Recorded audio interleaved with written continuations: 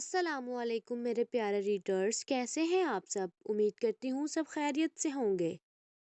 بالکل بھی اچھا رسپانس نہیں آ رہا ناول پر، مگر خیر کوئی بات نہیں، پھر بھی میں اپلوڈ کرتی رہوں گی جو لوگ پڑھتے ہیں ان کے لیے۔ چلتے ہیں اپنی قسط نمبر 19 کی طرف۔ امی، مجھے بھی آپ سے ضروری بات کرنی ہے، دعا نے امی کے کمرے میں داخل ہوتے ہوئے کہا۔ ہاں کہو، کیا بات ہے؟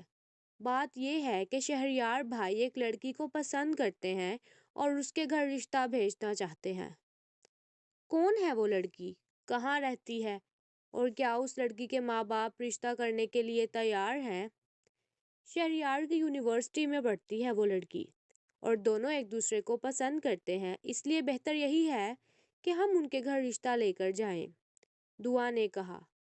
میں نے سوچا تھا کہ میں شہریار کی شادی اپنی پسند کی لڑکی سے کروں گی، مگر اس نے تو پہلے ہی لڑکی پسند کر رکھی ہے، امی نے طنزیہ لہجے میں کہا۔ امی، زندگی تو شہریار نے ہی گزارنی ہے نا، اس کے ساتھ تو بہتر یہی ہے کہ اس کی پسند سے ہی کرتی جائے، ورنہ بھائی نے جو کیا ہے اور جو کچھ وہ کر رہے ہیں آپ کے سامنے ہی ہے سب کچھ۔ ٹھیک ہے، کب جانا ہے لڑکی کے گھر؟ امی نے منہ بناتے ہوئے کہا۔ کل ہی چلتے ہیں امی، اگر آپ فارغ ہوں تو۔ ٹھیک ہے، کل ہی چلیں گے۔ جب وانیہ گھر گئی تو مہوش نے اسے فوراً گلے سے لگا لیا۔ پتہ بھی ہے کتنا پریشان تھی میں تمہارے لیے، کہاں کہاں نہیں گئی تمہیں جیل سے چھڑوانے کے لیے۔ فکر نہیں کرو، میں ٹھیک ہوں، وانیہ نے بیڈ پر بیٹھتے ہوئے کہا۔ تمہارے لیے کچھ کھانے کو لاؤں؟ مہوش نے کہا۔ نہیں، مجھے کچھ نہیں کھانا۔ یہ بتاؤ امی کہاں ہیں؟ امی نہیں ہے وہ گھر پر، وہ کراچی گئی ہوئی ہیں کام سے۔ اچھا، پھر میں احمد شاہ کو یہاں بلا لیتی ہوں، وانیہ نے موبائل پکڑتے ہوئے کہا۔ وانیہ، میں نے شہریار کو دیکھا، وہ تو بہت ہی زیادہ ہینڈسم ہے، اوف، مہوش نے حیرانگی سے کہا۔ تم نے کہاں دیکھا اسے؟ میں احمد شاہ کے آفس گئی تھی تمہارے لیے مدد مانگنے، مگر انہوں نے میری بہت بے عزتی کی۔ خیر، اس کا بدلہ تو میں لے ہی لوں گی، مگر واپسی پر میں نے شہریار کو آفس میں جاتا دیکھا، میری تو نظریں ہی نہیں ہٹ رہی تھی اس پر سے۔ پریشان مت ہو، میں اور احمد شاہ شادی کرنے لگے ہیں، بس پھر شہریار تمہارا ہی ہوگا، وانیہ نے تمسخرانہ انداز میں کہا۔ ارے وانیہ، جلدی سے کرو نا شادی، پھر مجھے بھی موقع ملے کہ میں شہریار کے ساتھ وقت گزاروں۔ بس تھوڑا سا صبر مہوش، پھر دیکھنا سب کچھ ہمارے قبضے میں ہوگا۔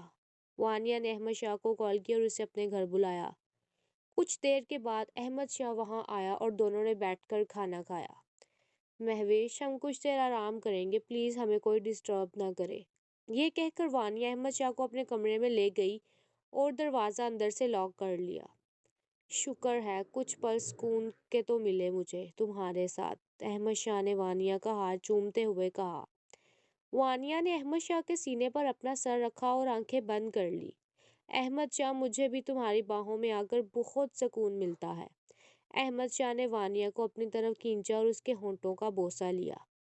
میں نے امی سے شادی کی بات کر لی ہے اور تم شادی کے بعد میرے ساتھ اسی گھر میں رہو گی، اب ہمیں کوئی دوسرا گھر لینے کی ضرورت نہیں ہے۔ ارے واہ احمد شاہ، یہ کیا کہہ رہے ہو تم؟ وانیہ اٹھ کر بیٹھ گئی۔ ہاں میری جان، یہی سچ ہے، احمد شاہ نے دوبارہ وانیہ کو اپنی طرف کھینچتے ہوئے کہا۔ مت کرو نا احمد شاہ، وانیہ نے شرماتے ہوئے کہا۔ ارے کیوں نہ کروں میری جان؟ تابش، تمہیں اس بات سے کوئی فرق نہیں پڑا کیا؟ یہ شال نے تابش کی طرف دیکھتے ہوئے کہا۔ کس بات سے یہ شال؟ ایک بار ڈاکٹر نے ہمیں کپل سمجھا اور ایک بار وہ ریسٹورنٹ میں لڑکی نے۔ اس میں کیا ہے یہ شال؟ انہیں ایسا لگا تو انہوں نے بول دیا، انفیکٹ مجھے تو اچھا لگا۔ یہ شال تابش کی طرف دیکھے جا رہی تھی۔ اور تم بتاؤ تمہیں کیسا لگا؟ مجھے؟ یہ شال یہ کہہ کر چپ ہو گئی۔ ہاں ہاں تمہیں، تابش نے ہنستے ہوئے کہا۔ مجھے نہیں معلوم اور مجھ سے مت پوچھو پلیز، یہ شال نے دوسری طرف منہ کرتے ہوئے کہا۔ ارے یہ کیا بات ہوئی، مجھ سے پوچھ لیتی ہو اور خود بتاتی نہیں ہو، تابش نے یہ شال کی طرف دیکھتے ہوئے کہا۔ اتنے میں ارہا رونے لگی۔ ارے میری بیٹی اٹھ گئی سو کر، بس گھر بھی آنے والا ہے، یشال نے ارہا کو چومتے ہوئے کہا۔ تابش دونوں ماں بیٹی کو دیکھ کر مسکرا رہا تھا۔ ایسے کیا دیکھ رہے ہو؟ یشال نے کہا۔ کچھ نہیں، بس ماں بیٹی کا پیار دیکھ رہا ہوں، تابش نے یشال کی طرف محبت بھری نگاہوں سے دیکھتے ہوئے کہا۔ اچھا جی، تمہاری بیوی بھی ایسے ہی پیار کرے گی تمہاری بیٹی سے، یشال نے مسکراتے ہوئے کہا۔ جب یہ لوگ گھر پہنچے تو زاویار گیٹ میں کھڑا کسی سے فون پر بات کر رہا تھا۔ آ گئے تم لوگ؟ ہو گیا ارہا کا چیک اپ، زاویار نے کال بند کرتے ہوئے کہا اور ارہا کو پکڑنے کے لیے گاڑی کی طرف بڑھا۔ میری پیاری سی گڑیا آ گئی باہر سے گھوم کر، زاویار ارہا کو پیار کرنے لگا۔ بہت شکریہ تابش ہمیں لے کر جانے کا، یشال نے تابش کی طرف دیکھ کر کہا۔ ارے کوئی بات نہیں، جب بھی کہیں جانا ہو مجھے بتا دیا کرو، میں لے جاؤں گا۔ یشال ارہا کو لے کر گھر کے اندر چلی گئی۔ تابش مجھے تم سے ضروری بات کرنی ہے۔ ہاں کہو، میں سن رہا ہوں، کیا ہوا؟ وہ شیطان قید سے رہا ہو گیا ہے، زاویار نے تلخ لہجے میں کہا۔ کیا؟ یہ کب ہوا؟ تم نے مجھے بتایا کیوں نہیں یار؟ مجھے کچھ دیر پہلے ہی شہریار کی کال آئی ہے، اس نے مجھے بتایا ہے۔ میں چاہتا ہوں کہ یشال اس سے خلا لے اور جان چھڑوائے اس بدبخت سے اپنی، زاویار نے تلخ لہجے میں کہا۔ تم ایک بار یشال سے بات کر لو اور جو بھی اس کا فیصلہ ہوگا ہم اس کے ساتھ ہوں گے، تابش نے زاویار کی طرف دیکھتے ہوئے کہا۔ ہاں یار، ایک بار یشال سے پوچھتا ہوں میں کہ وہ کیا چاہتی ہے، اس کے بعد وہ جو فیصلہ کرے گی ہم وہی کریں گے۔ ٹھیک ہے، باقی تم پریشان نہیں ہو، سب ٹھیک ہو جائے گا، تابش نے زاویار کے کندھے پر ہاتھ رکھتے ہوئے کہا۔ شہریار، تمہارے لیے ایک خوشخبری لائی ہوں میں، دعا نے شہریار کے پاس بیٹھتے ہوئے کہا۔ کیسی خوشخبری؟ میں تو خوشخبری لفظ ہی بہت عرصے کے بعد سن رہا ہوں، شہریار نے دعا کی طرف دیکھتے ہوئے کہا۔ چلو اب زیادہ بیچارے مت بنو، امی حیا کے گھر جانے کے لیے مان گئی ہیں، دعا نے ایک دم اچھلتے ہوئے کہا۔ کیا؟ واقعی؟ مجھے یقین نہیں آ رہا دعا۔ شہریار بھی ایک دم کھڑا ہو گیا، اسے کچھ بھی سمجھ نہیں آ رہی تھی۔ دعا، میرے پاس الفاظ نہیں ہے کہ میں کیا کہوں اور کیا نہ کہوں، اور کب جا رہے ہو تم اور امی حیا کے گھر؟ میں نے امی سے کہا ہے کہ کل ہی چلیں، زیادہ دیر نہیں کرنی۔ واہ جی واہ، ماننا پڑے گا تمہیں دعا۔ اچھا اب زیادہ خوش مت ہو، مجھے باہر لے کر چلو پیزا کھلانے۔ اوف، مطلب اب تم ایسا کرو گی اپنے بیچارے بھائی کے ساتھ؟ شہریار نے بیچارہ منہ بناتے ہوئے کہا۔ اچھا، محبت کرتے ہوئے کچھ نہیں ہوا حیا سے، بہن کو پیزا کھلانا پڑ گیا تو ایسے کرو گی؟ کوئی بہانہ نہیں چلے گا، جلدی سے اٹھو، دعا نے شہریار کے سامنے کھڑے ہوتے ہوئے کہا۔ چلو جی چلو، بہنوں کی فرمائشیں ہم بھائی پوری نہیں کریں گے تو کون کرے گا؟ میں گاڑی نکالتا ہوں، تم جلدی سے باہر آ جاؤ اب، یہ کہہ کر شہریار چلا گیا۔ دعا جلدی سے اپنے کمرے میں بھاگتی ہوئی گئی اور ہلکا سا سن بلاک لگایا اور ہلکی سی پنک کلر کی لپسٹک لگائی اور بالوں میں جوڑا بنا کر سر پر دوپٹہ لیا اور گاڑی میں جا کر بیٹھ گئی۔ شکر ہے آج تو جلدی آ گئی، شہریار نے گاڑی سٹارٹ کرتے ہوئے کہا۔ ہاں تو میں حیا کی طرح تھوڑی ہوں جو 2 گھنٹے لگائے، دعا نے شہریار کو تنگ کرتے ہوئے کہا۔ واہ بھائی واہ، حیا بیچ میں کہاں سے آ گئی؟ بس اب تم جو کچھ بھی مجھے کہو گے میں وہی بات حیا پر لے آؤں گی، دعا نے ہنستے ہوئے کہا۔ بس تم نے تو صحیح والی نند بننا ہے، مجھے اندازہ ہو گیا ہے، اور میں بیچارہ پھنس جاؤں گا، بہن کی طرفداری کروں یا بیوی کی، شہریار نے کہکا لگا کر ہنستے ہوئے کہا۔ دعا نے شہریار کے بازو پر مکہ مارا اور دونوں بہن بھائی زور زور سے ہنسنے لگے۔ احمد شاہ کی اچانک آنکھ کھلی تو وہ ایک دم حیران رہ گیا کہ یہ میں کہاں ہوں۔ جب اس نے پاس لیٹی وانیا کو دیکھا تو اسے تھوڑا ہوش آیا کہ میں تو وانیا کے گھر پر ہوں۔ اس کے بازو پر سر رکھے ہوئے وانیا مزے سے سو رہی تھی۔ احمد شاہ نے اس کے چہرے پر سے اپنی انگلیوں سے بال ہٹائے اور اسے دیکھ کر مسکرانے لگا۔ وانیا کی ایک دم آنکھ کھلی تو وہ احمد شاہ کو دیکھ کر مسکرانے لگی۔ کیا ہوا احمد شاہ؟ وانیا نے منہ کھولتے اور اپنے دونوں بازو پھیلاتے ہوئے کہا۔ کچھ نہیں، بس تمہیں دیکھ رہا ہوں، اپنی ہونے والی بیوی کو، احمد شاہ نے وانیا کا ہاتھ پکڑتے ہوئے کہا۔ اب ساری زندگی مجھے ہی تو دیکھنا ہے تم نے، وانیا نے شرماتے ہوئے کہا۔